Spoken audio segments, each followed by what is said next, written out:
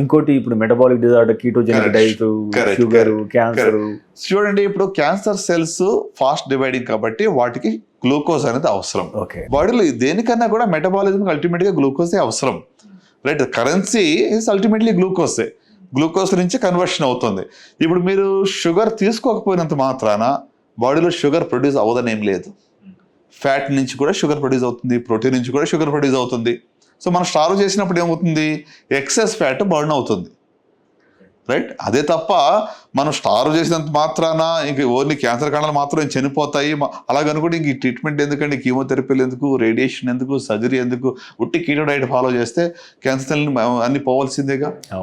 So ఇవన్నీ ఏంటంటే మంచి ఎక్సెస్ షుగర్ మంచిది కాదు, దట్స్ ఓకే. బట్ షుగర్ మానేస్తే క్యాన్సర్ పోతుంది ట్రీట్మెంట్ అని చెప్పడం కరెక్ట్ కాదు. మన ఓవరాల్ హెల్త్ కూడా కార్బోహైడ్రేట్స్ తక్కువ ఉండాలి, ప్రోటీన్ బాగుండాలా, బ్యాలెన్స్డ్గా డైట్ తీసుకోవాలనేది వెరీ గుడ్ ప్రిన్సిపల్, కరెక్ట్. అది there is no doubt on it. Carb తక్కువ తీసుకుంటే బాడీలో ఏమవుతుంది, ఫ్యాట్ ఎక్కువగా లైస్ అవుతుంది. ఫ్యాట్ని షుగర్ కోసం బాడీ వాడుకుంటుంది. సో ఒబెసిటీ తగ్గుతుంది, మంచిదే. సో డైట్ చేయడం మంచిదే, హెల్దీ డైటరీ ప్రాక్టీస్ పెట్టుకోవడం మంచిదే. కానీ it is not a treatment. ప్రజలు చాలామంది ఏమనుకుంటారు, జబ్బు రాగానే ఇంకా కీటో డైట్ తీసుకుంటే నాకు ఇంకా పోతుందని చెప్పి వాళ్ళు నిర్లక్ష్యం చేస్తారు. తర్వాత అది ఇంకా ముదిరిపోయి లేట్ స్టేజ్ అయ్యాక అప్పుడు మన దగ్గరికి వస్తుంటారు. మీరు తీసుకునే అదే మందులు, అదే నాణ్యమైన మందులు, కానీ సగం ధరకే. అవును, మెడ్ ప్లస్ బ్రాండ్స్ పై 50 to 80% తగ్గింపు.